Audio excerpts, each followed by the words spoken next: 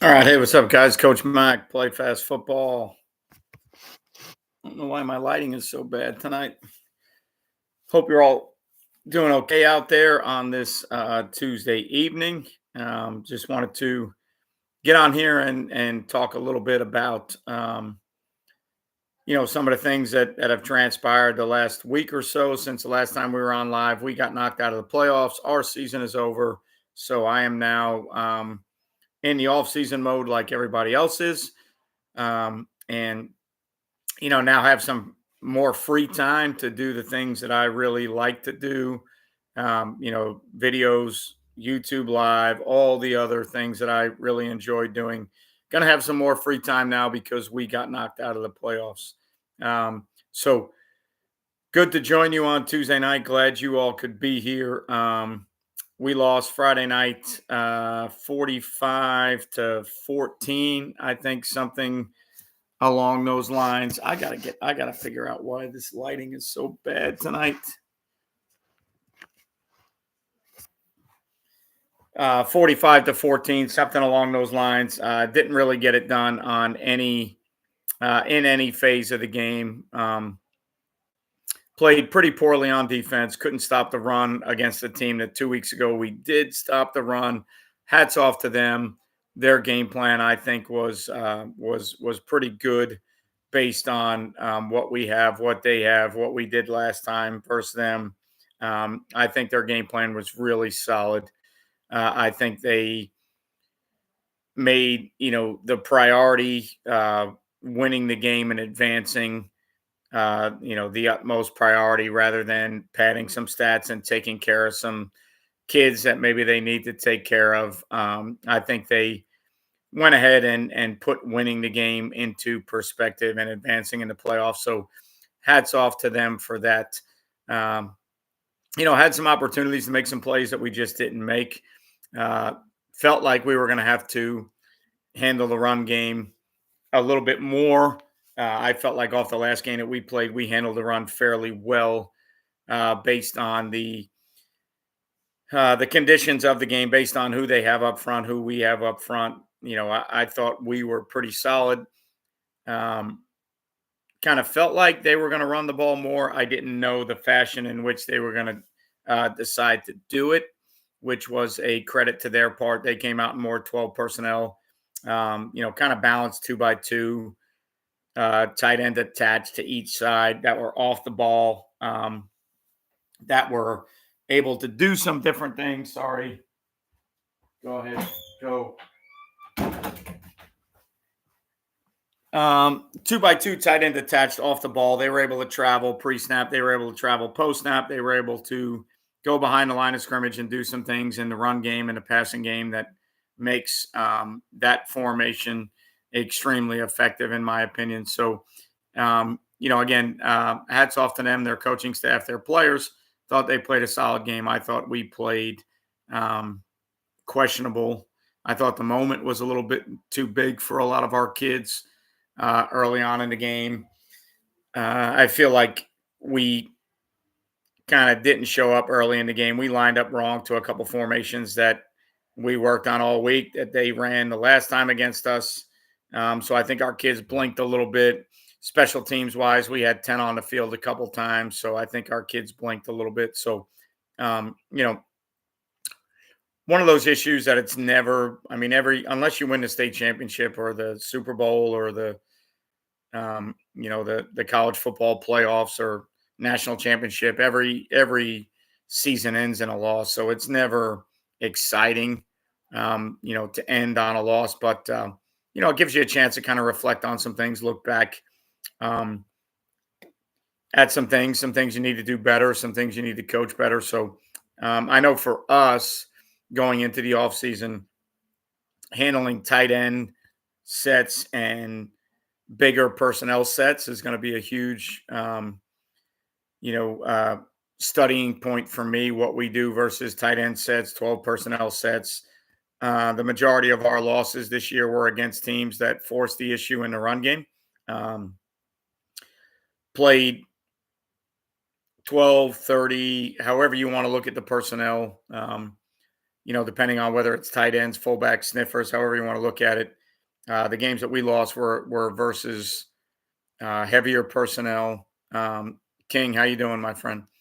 Heavier personnel teams that came in and said we're going to run the ball, and there's not much you can do about it. The tough part about the playoff matchup was they also had a receiver on the outside that's got 50 offers as a 10th grader, and Clemson, Alabama, Georgia, and everybody you name. So, you're trying to load the box up to stop the run, and at any point they choose to throw it to him, you probably have some issues. So, a tough enough matchup for us, but a matchup that I felt like we could have played better in, and we just didn't do so. So now we're in the off season. We're in the reflection time of year, the self scout time of year, trying to figure out our personnel that returns. What do we need to do on defense?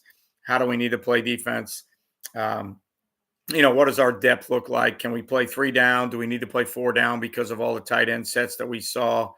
The games that we won, is it because of scheme, or is it because we were potentially better than some of those teams? Is our scheme really the way we need to continue playing in the future? Do we need to change our scheme?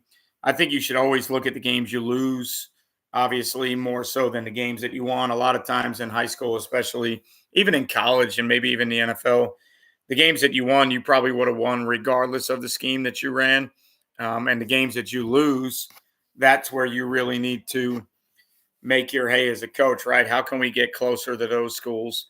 How can we get closer to compete with the schools that we lost against? The games that we won, we probably would have won regardless of the scheme. So, but it's that time of year, right? So for me, just like a lot of the guys that are out there, it's the off season. We lost. We're not coaching anymore. We're now evaluating talent. We're now evaluating schemes. We're now studying schemes. We're now looking at what things we can do better. How can we do it better? How do we practice? All the good stuff that comes with the business that, it's why you're in the business. It's why you do what you do. So I'm excited. I love the off season. For me,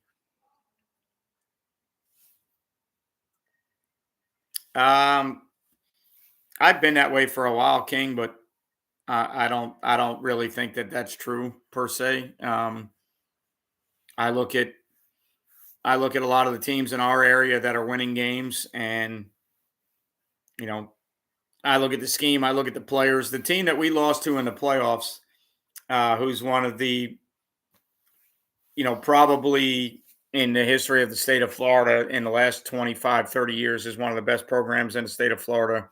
Multiple state championships.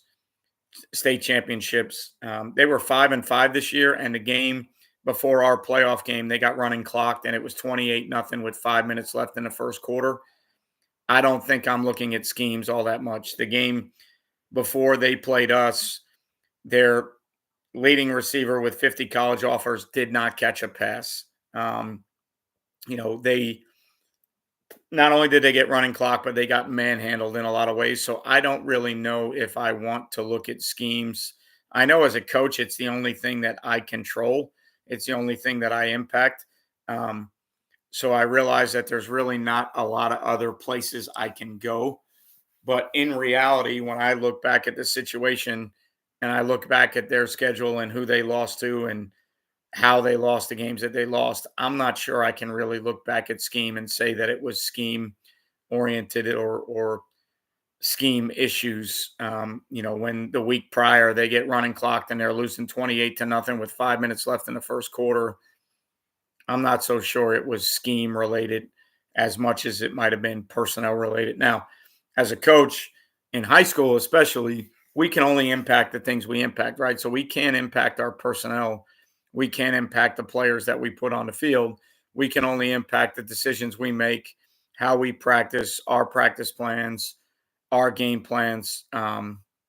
It's just, it's a matter of, as a coach, unfortunately for us, and I go round and round with my head coach about this.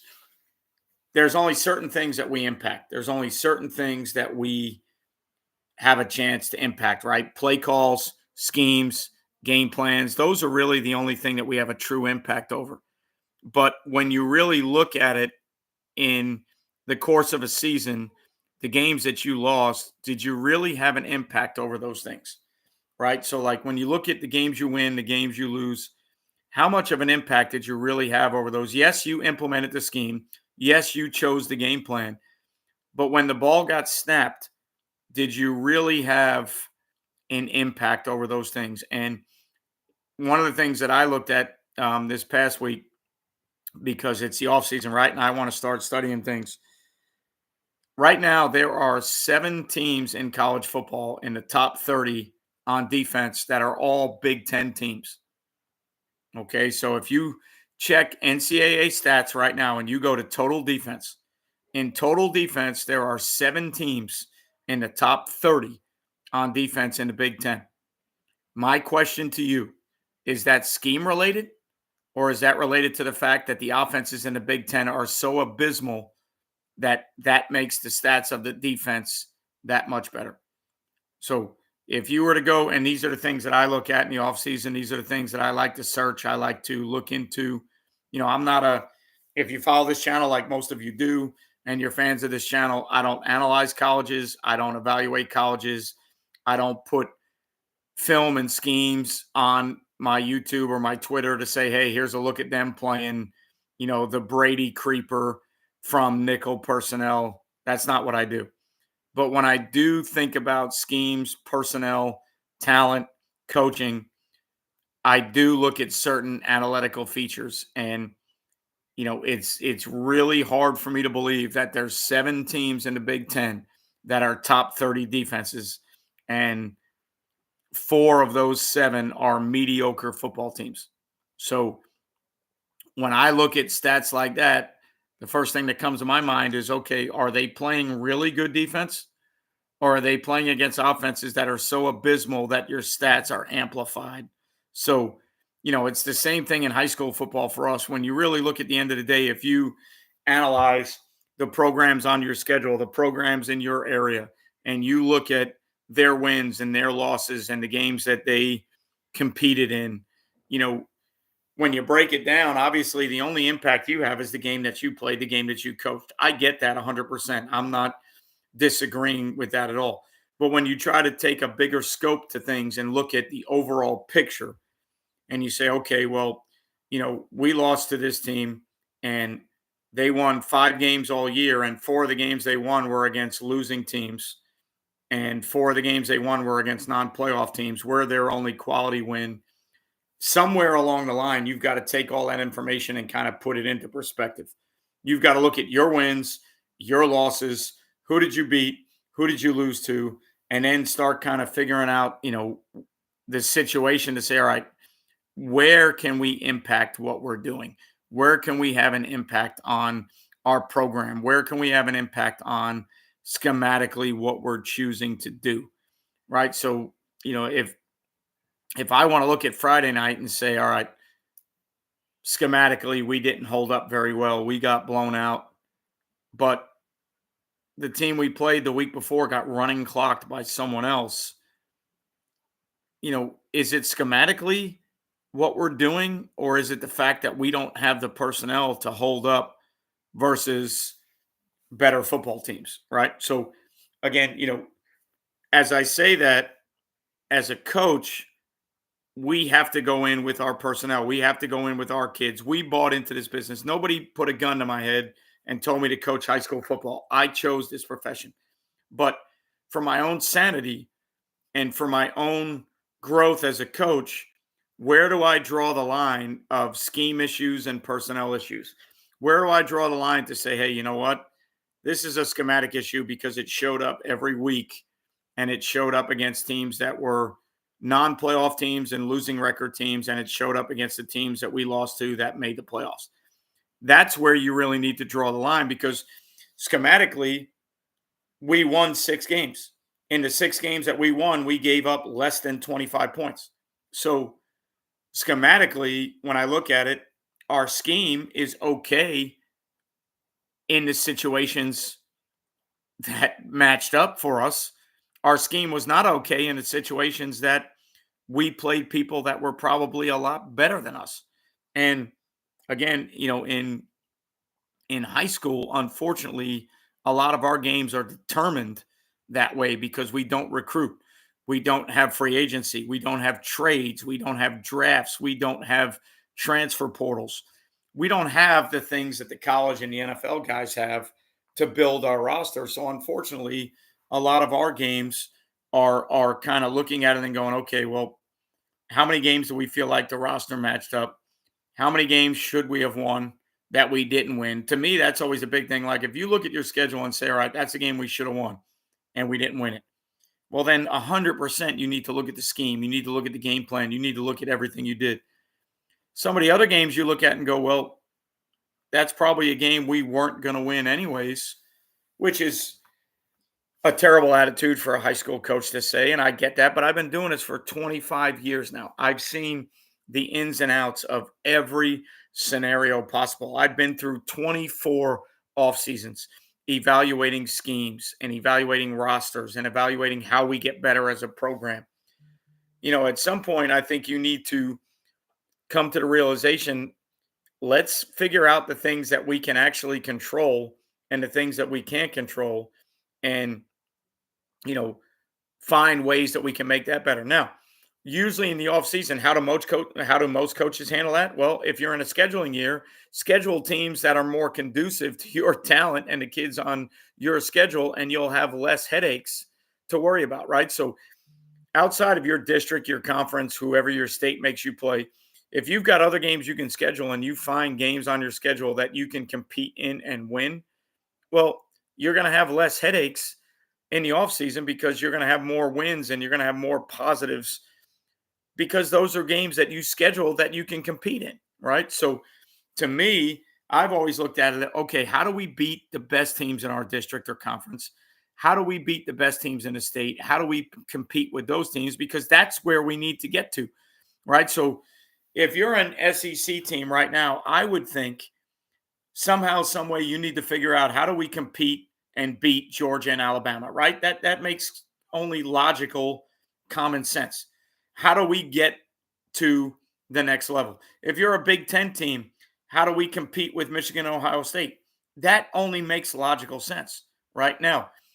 When you look at the teams that are trying to do that, obviously at their level, it's recruiting, it's budgets, it's NIL money, it's a whole bunch of things. But to me, that's the ultimate goal. A lot of the mid tier, second level programs in those conferences, they're putting together some really solid years, going to bowl games, winning games. But when you really break down what they did, they won the games on their schedule that they were supposed to win. They got blown out by Michigan, blown out by Penn State, blown out by Ohio State, lost one or two other games, went 6-5, and went to a bowl game.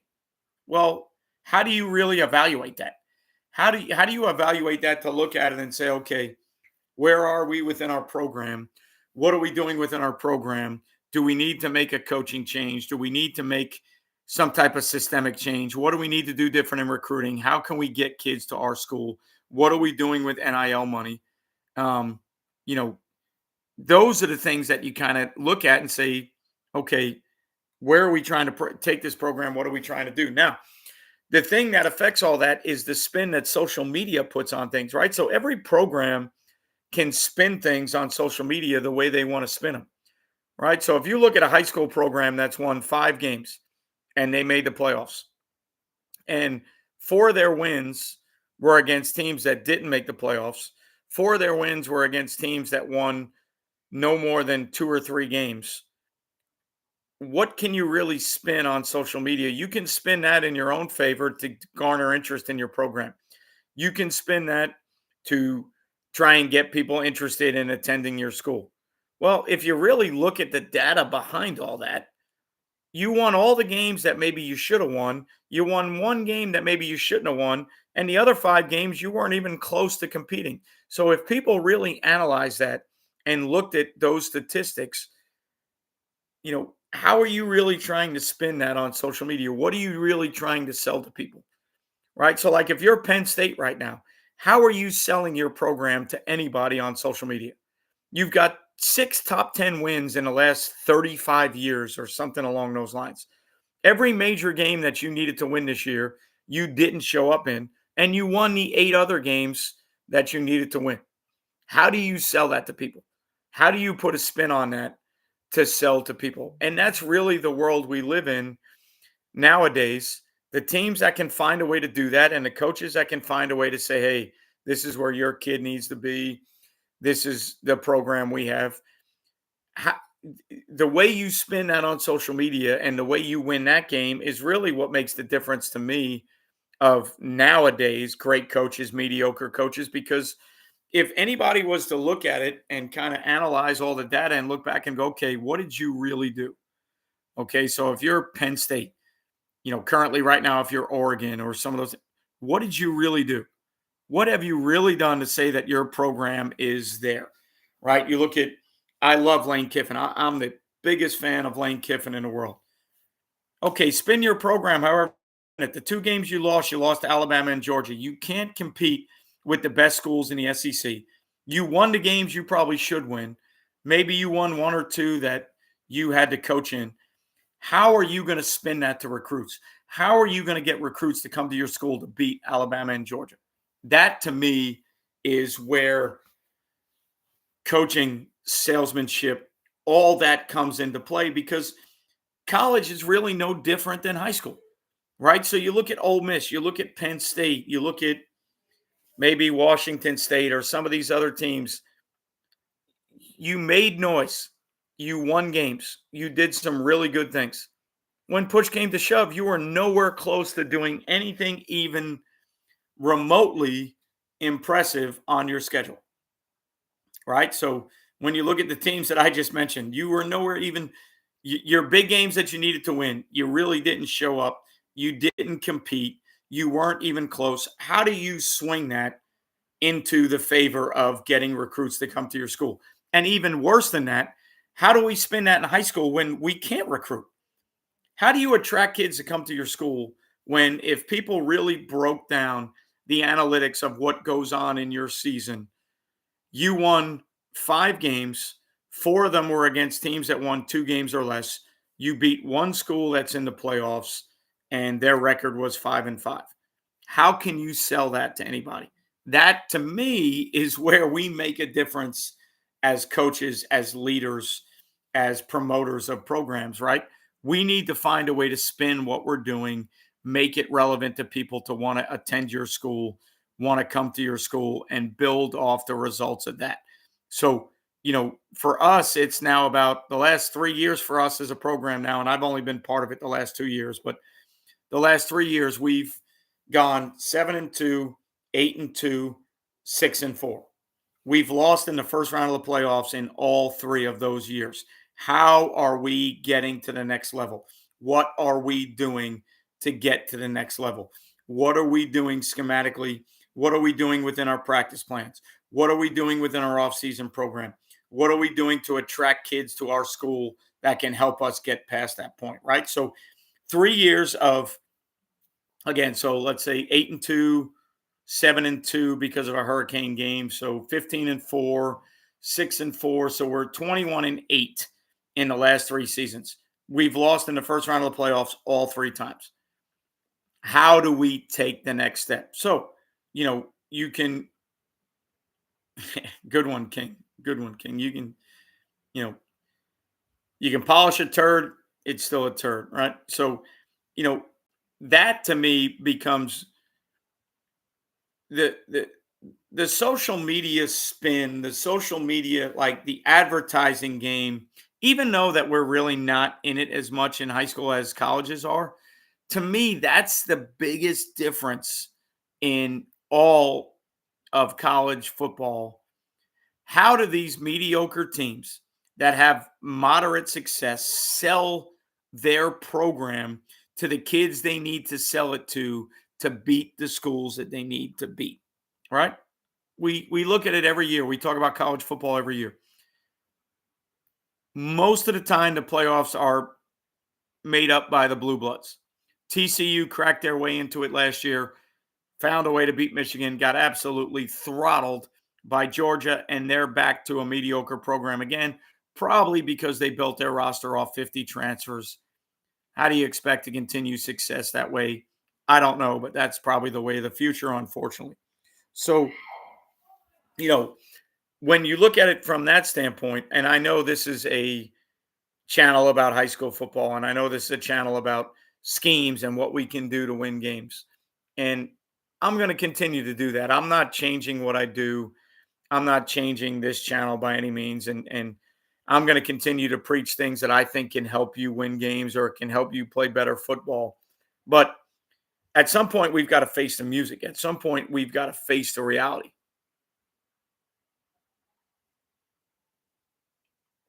I agree with you, Rick, 100%. But a lot of times in rebuilding a program, one of the ways that people rebuild a program is when you're down and out, you can schedule about anybody you want to schedule. So you rebuild a program with wins and generating interest. And I've been a head coach for 24 years. Yeah, you got to win games to generate interest in a program. I totally get that. But at some point, when you've rebuilt the program and you've kind of got it over the hump of where it's been, where do you take the next step? How do you take the next step? If you're continually 5-5 beating teams that really don't change the landscape of high school football, are you really changing the program? Yes, you can keep spinning it the way you want to spin it on social media. Yes, you can throw it out there to people to say that you're doing all these great things, but at some point behind closed doors, people are going to look at that and go, what are you really doing? What did you really accomplish? So that's kind of like the boat we're in right now. I'll look at the program I'm at right now. 8-2, 7-2, 6-4, district championship, lost in the first round of the playoffs the last 3 years. Where do we go to take our program to the next level? What do we have? That's the age-long question, the $1 million question. We turned the program around. I've only been there the last 2 years. My head coach is the one that kind of is responsible for getting the program back on its feet. But the program's turned around. We're 21-8 in the last 3 years. We have a district championship. We have 3 playoff appearances. We lost all 3 first-round games. My question to everybody out there, again, and this is why we do YouTube Live, right? I'm coming to you with questions the same way you would ask me questions. When you're in our situation, what do you do to take the program to the next level? What steps do you take to try and get to the next level when you get the program back on its feet? You win 21 games in 3 years. You go to the playoffs 3 times, and in 3 straight years, you lose in the first round, and you probably lost by 90 points in those 3 years. That's to me, in our business for what we do, how do we find an answer for that? How do we find an answer to say, okay, look, we got the program back. We're in the playoffs. We're winning games. We won a district championship. We beat a school we've never beat in 40 years last year. We beat a school this year we hadn't beat in 30 years. Obviously, we're doing something correct. But then in the first round of the playoffs, we've lost 3 straight times by 90 points. So to me, again, this is always like, this is why I have this channel. This is why I do YouTube Live. This is why I have these conversations. How do we figure out a way in our setting, the world that we live in? Because really, the world that we live in is all that matters, right? It's not. It's not about what colleges do, what NFL teams do. It's not about what maybe the best teams in the state do. How do all of us and the majority of you who are watching this channel probably are in the same boat as I am, right? Because I would imagine the people that are winning state titles and the people that are going 3-4 rounds deep in the playoffs every year, they probably don't watch this channel. They like their schemes. They like what they do. If you're watching this channel, it's probably because you're looking to grow as a coach. You're looking to make your program better. How do we take that next step? How do we advance the program and get it to where we need to get it to? And we are at that stage right now with our program. I've only been there the last 2 years, but I've played against them for 20 years. I've been in this area with them for 20 years. And I know the state of the program. I know the program, where the program's at. How do we take the next step? What are we doing in the offseason? What are we doing schematically? What are we analyzing to look at where we need to be, where we need to go? Because that's really all we have. And again, I'll bring up the Big Ten conversation again. So if you're a fan of the Big Ten and you're a fan of some of those schools in the Big Ten, 7 of the top 30 defenses in college football are Big Ten schools. Would you sit here and argue with me that that's your defense, or the fact that none of the top 30 schools on offense are Big Ten schools? So, where am I going with that? Well, that's the world we live in high school. Do you analyze your scheme based on the games that you lost, based on the games that you won, based on the games that you failed in, based on the games that you had success in? How are you going to analyze your scheme? Because to me, it's all relative to the situation involved, right? Are you really good on defense because everybody you play is absolutely abysmal on offense? Or are you really good on defense because you're doing some cutting edge things that schematically are above and beyond the people you're playing? Are you really good on offense because everybody in your conference sucks on defense?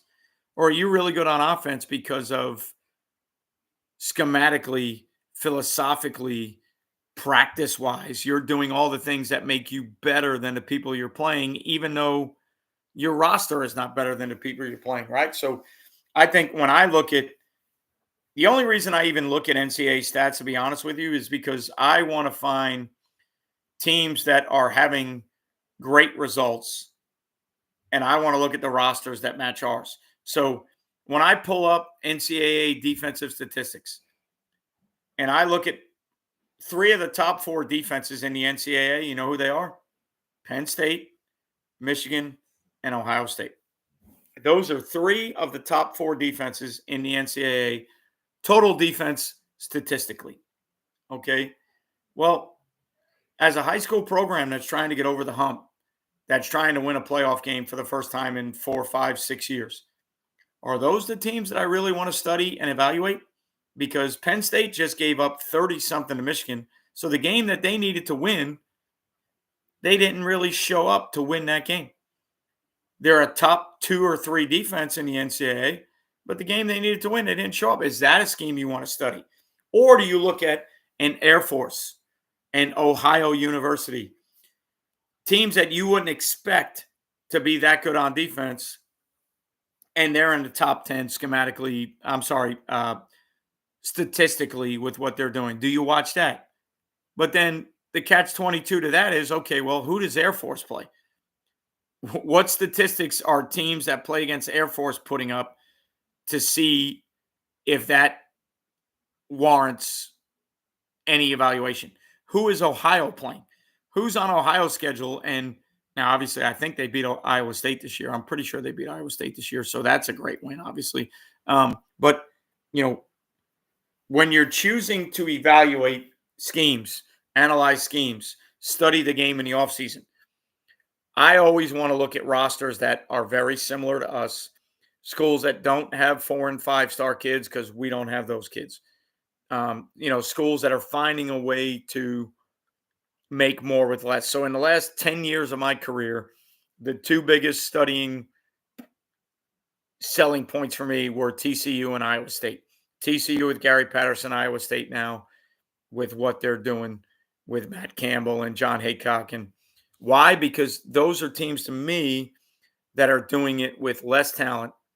They're not doing it with 4 and 5-star players. They're finding a way to take their team and make them relative in a picture that they were never relative in. Do I really want to go and study Georgia and Alabama on defense? Not really sure that's what I want to do. Not really sure those are the schemes that I want to look at. Are they good? Yeah. Do they have great coaches? Yes. Are their schemes phenomenal? Yes. But is that why they have success? I'm not so sure. I want to look at the teams that find a way to have success with less talent, find a way to put great defenses on the field without those types of players. That's my research, the way that I do things.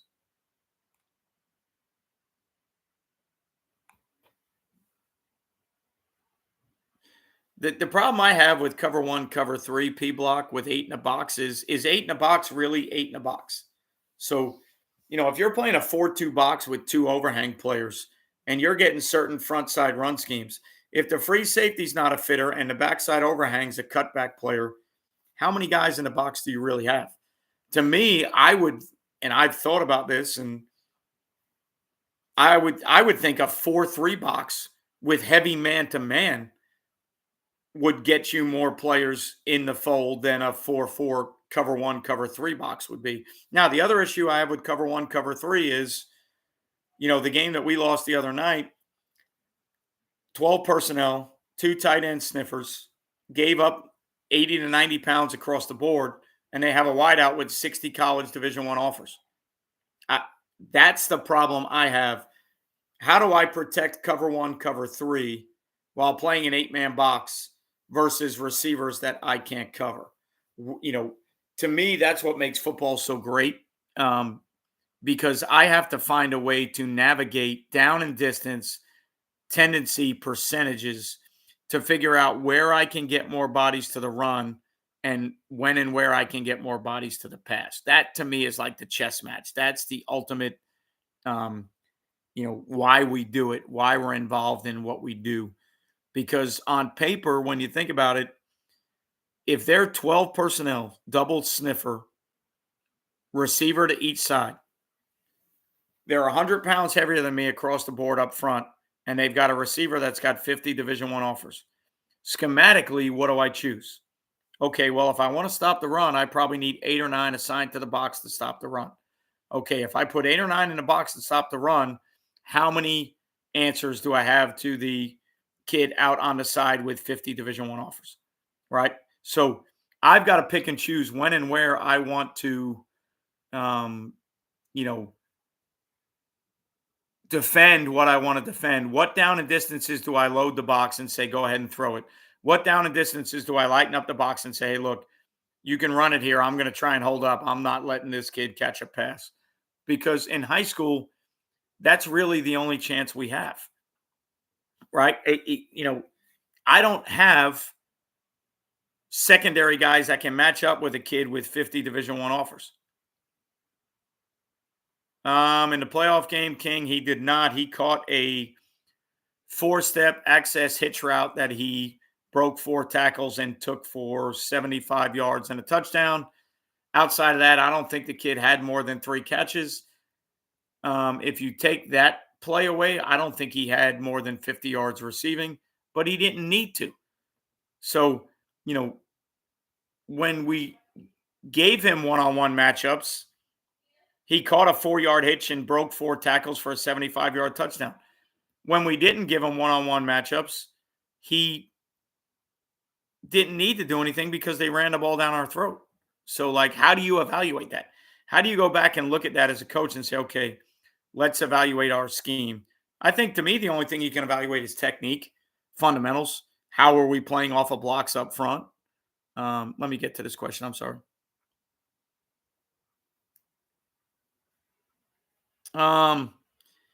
If you're playing teams that are Palms or 2-read, if you can throw the ball to the flat to number 1, you'll always make a living there because they're really soft to the flat.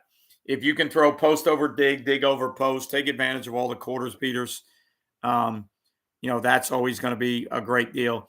If you can run spacing concepts and put more players underneath than they have. So if they're a 2-read team, they've essentially if you don't run 2 to the flat, they have 2 underneath defenders. So if your number 1 and 2 players, or especially your number 2, if he goes vertical or something that looks like a vertical stem, they're going to end up with 2 underneath droppers. If you can put 3 on, 2 underneath, that's a good way to live. So there's plenty of ways to get after Palms coverage and be effective. Can you consistently do those things? Can you consistently call them over and over again without freaking out based on a couple bad plays here and there? To me, that's the toughest thing as an offensive coordinator. Guys get away from things that are successful. So, fade to 1, sail to 2 is tough because safety is usually inside leverage on 2. Yeah, I agree with that. Fade to 1, sail to 2. What is 3 doing, though? Because if 3 is not, if 3 pushes to the flat, now I've got to teach my Sam linebacker how to cover deep to short. My Sam linebacker should be the one that's underneath the sail. His only threat is 3 out leveraging him. If 3 is behind the line of scrimmage or running a shoot route, we got to cover deep to short. So flood theories are always good too, but they're good versus a lot of coverages. But again, going back to the original theory that we were talking about, the challenge for me in the offseason now is to figure out what adjustments do I need to make to my scheme. What adjustments do I need to make to my scheme based on when I felt like the competitive advantages were similar and teams beat up our scheme? And where do I throw out the outliers to say, look, that's really not about the scheme. That's more about a dude. So if I play quarters coverage to 12 personnel and I play off man to a receiver that catches a 3-yard hitch and takes it for 75 yards, I'm not sure whether I chalk that up as scheme or personnel. That to me is always going to be the debate for coaches at every level, especially our level. When are you able to analyze your scheme, look at it and go, hey, we're on the right track here. We're doing the right things. We just got to teach it better and we'll be okay. And when do you throw it out and go, look, what we're doing is good for 6 or 7 wins. It's never going to get us to the next level, right? That to me, and again, if somebody had an answer to that question, well, then we'd probably all be rich and famous because I think that's what we're all searching. That's what the college guys are searching. All right, but just look at the landscape of college football. Look at the landscape of where we are, who's who. All those schools are looking for that little bit of information to say, how do we get there? We've gotten close. We've gotten closer. We've closed the gap. How do we get there? Ole Miss is the perfect example. Okay, so you're 8-2. You were a top 10 team.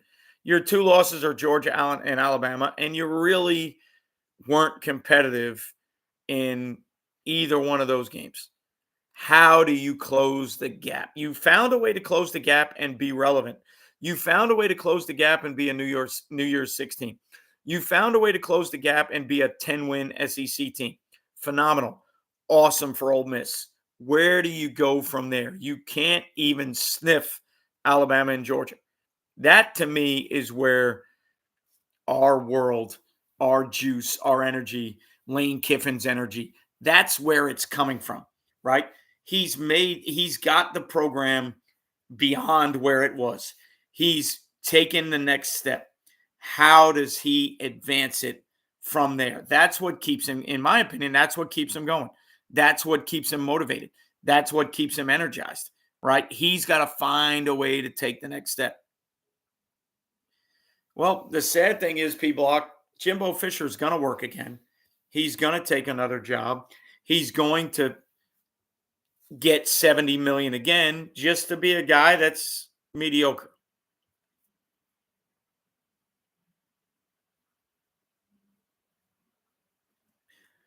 You hire a guy that is dang good at his job, and I don't give a shit if he agrees with you or not. If you're looking for people to be, if you need yes people, then go ahead and hire them. You find somebody that's darn good at what he does, and you argue with him until you're blue in the face. You butt heads with him until you're blue in the face. You take guys, I don't care if they rock the boat or not. Philosophically, they can be different, but as far as the blueprint of your program, what you accept, what you don't accept, what your kids will do, what they won't do, as long as they don't rock the boat with that, they can rock the boat with that. Philosophically, no bueno. Schematically, rock the boat all you want. Practice plan, rock the boat all you want. When it comes down to the core of what we believe and what we value and what we teach, you can't rock the boat there. I would take 10 coaches that disagree with what I want to do schematically, that disagree with me from a practice plan standpoint, game planning standpoint, but can coach the shit out of their position. I'll take them 120 times over a good soldier that says yes to everything I do, but can't coach his ass out of a paper bag.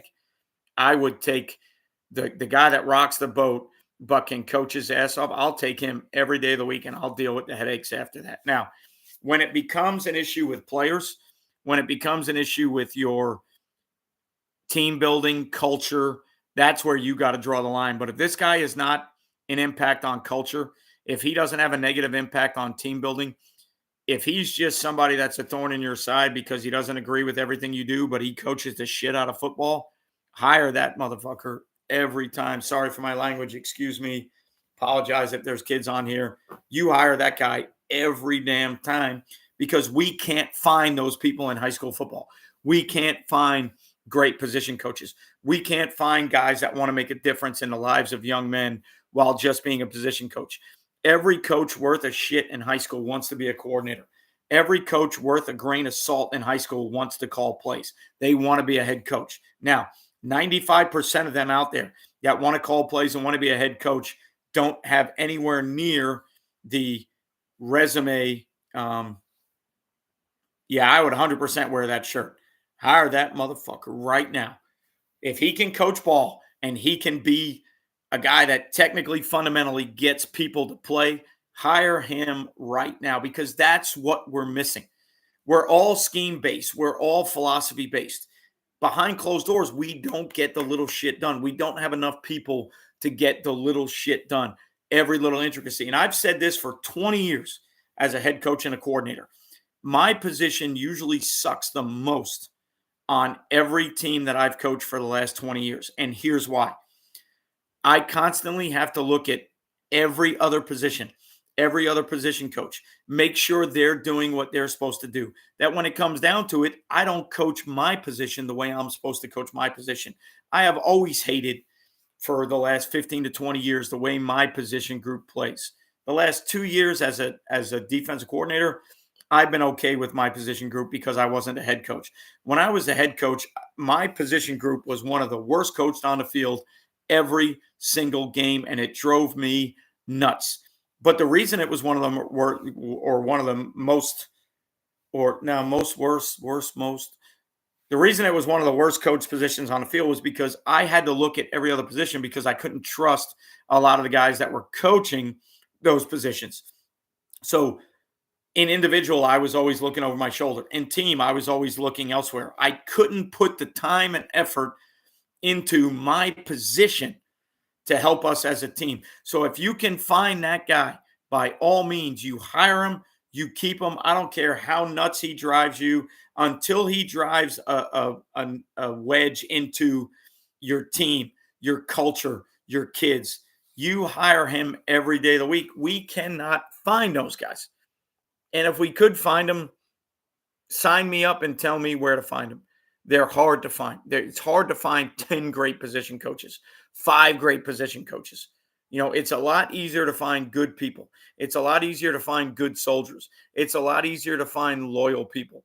To find guys that are flat out ball coaches that coach the shit out of their position and make a difference at their position, that, my friends, is the unicorn of high school football. And when you find them, guess what? They want to be a coordinator. They want to be a head coach. I've found guys that want to be coordinators that can't draw power. They can't draw a counter, but they want to be a coordinator. They want to call plays. They can't set up a practice plan. They can't draw a scout card.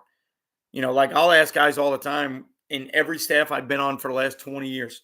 Guys have all these ideas of things that they want to do on defense. Coach, we should play this front. We should play this front.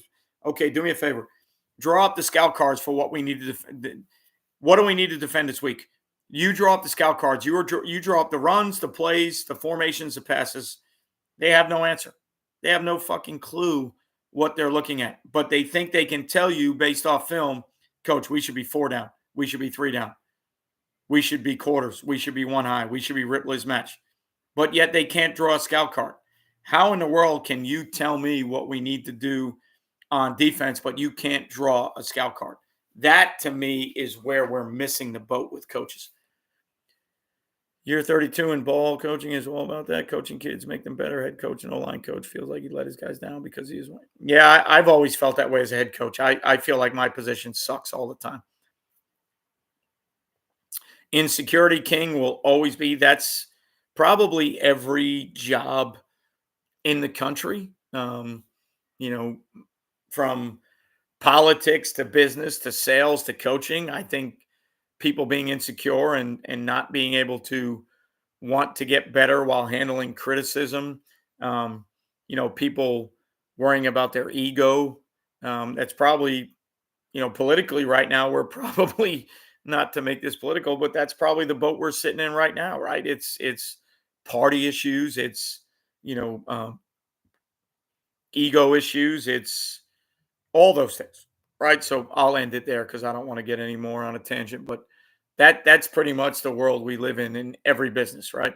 So how do you handle telling coaches what they need to get better? And I know it's an easy conversation, in my opinion, but that's kind of the issue we're going through with right now. My head coach does a great job of communicating with our staff. He sends out Google Sheets and he asks some really point blank, pertinent questions. And I would like to see how some people answer some of those questions, because, you know, you can answer questions of what you think needs to get better and how it needs to get better and what you'd like to see. But if you don't back any of those things up with results, then those answers are all bullshit. So, like, if you sit here and tell a head coach what you think he needs to do better for our program to improve, but every day at practice you sit on your hands and you don't coach your position, you don't open your mouth, you don't make a difference on the field, all you are is a malcontent. You're just somebody who brings up problems but never has a solution. That's the hardest part to me in high school football, is you have a lot of guys on your staff that bring up issues and problems. You have very few guys on your staff that bring up solutions. They're all good at pointing out the things we struggle with and the things that we need to improve on. Not one of them really has an answer of how to do that. So if you can find those guys that can bring forth problems and solutions, those are the guys you need to have on your staff. So we're going on over 50 minutes here, guys. It's Tuesday night. I know I don't have a game this week. I know I don't have film to watch, but it's been a grind for a long time, and I am a little bit under the weather and a little bit tired this evening. So I appreciate all of you being here again on another Tuesday night. I'm going to keep doing this. I think it's awesome. I think you guys in your comments every week are absolutely phenomenal. I think a lot of you are on the right track with what you want to do and what you want to get done. And I think if we just continue to build and grow this, if you followed the last couple of videos I've done, you'll know that one of my big things that I want to do is I want to build a YouTube studio. So behind me right now is this beautiful shelf with a fake ass glass plant and something else that my wife put up, and a wall. I'm trying to create an in-home YouTube studio so that when I do these videos, I have a whiteboard behind me. And if you guys have questions, we can draw things up and you can ask questions and I can answer questions. I want a YouTube studio where I can do videos at home and not have to worry about what's my planning period. Is there a classroom open? Do I have to do them from, the equipment room? So I've got some big plans for what I want to do with a YouTube studio. Unfortunately for me, I am a guy just like you guys. I am a high school teacher, football coach, 2 kids, trying to make a living like everybody else. So I have thrown out there the idea, if I have helped you anywhere along the lines with your football career or your coaching career, and you would like to help me make a pledge, give a donation to Play Fast Football so that we can build the studio. I have said that it's at Play Fast Football 8740. Venmo, Cash App, PayPal. Hate to be a guy that is out there begging. Don't want to seem like I'm begging, but I don't have the means to build a YouTube studio. I don't have the means to do that in my world, in my life. So I would like to do it, but I need help doing it. So if you would like to contribute, by all means, please do so. If you don't want to contribute, it doesn't mean less to me. I appreciate all you guys being here. I feel like if I have asked you, or I'm sorry, if I have helped you in the past and you feel like you can contribute, then by all means do so. Anybody that has pledged anything to me, I have given them a virtual clinic or multiple virtual clinics back for their time. I love you guys to death. I wouldn't be here without you. I am a average high school football coach based on my resume.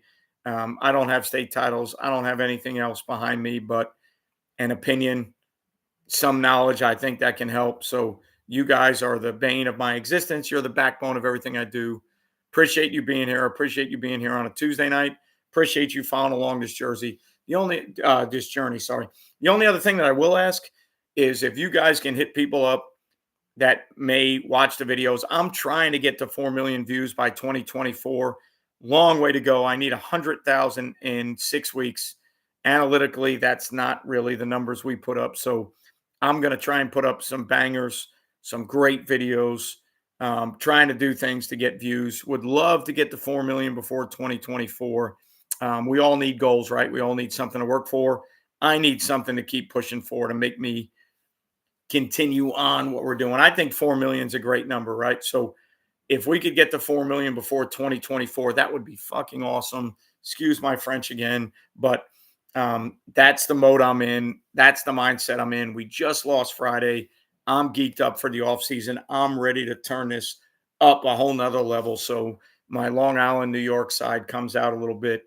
And I get excited sometimes and I have a tendency to cuss a little bit. So apologize if that hurts anybody's feelings. I never meant to hurt anybody's feelings, but at heart, that's really who I am. I'm a Long Island, New York kid that grew up in the 80s. So when I get excited, I like to get after it a little bit. Appreciate everything you guys do for me. Thank you for being here tonight. Look forward to doing some videos in the future. Valley Stream Central is the best in the world. Tim O'Malley, unfortunately, they haven't won since we left in 90, but I was there when they did win. So love Long Island, love New York, love everybody that participates on these. If you have any ideas of videos you want me to do in the future or you would like to have me do in the future, please send those comments, send those things out, and I will try to do them to the best of my ability. Thank you for being here. If you're in the playoffs, good luck to you. Please win some games for PlayFast Football. We couldn't get it done this past Friday night, but I am looking forward to the offseason, looking forward to everything that the offseason is, and amped up, geeked up, and ready to go. You won't play well until you play fast. Appreciate you all. Love you all. See you next time.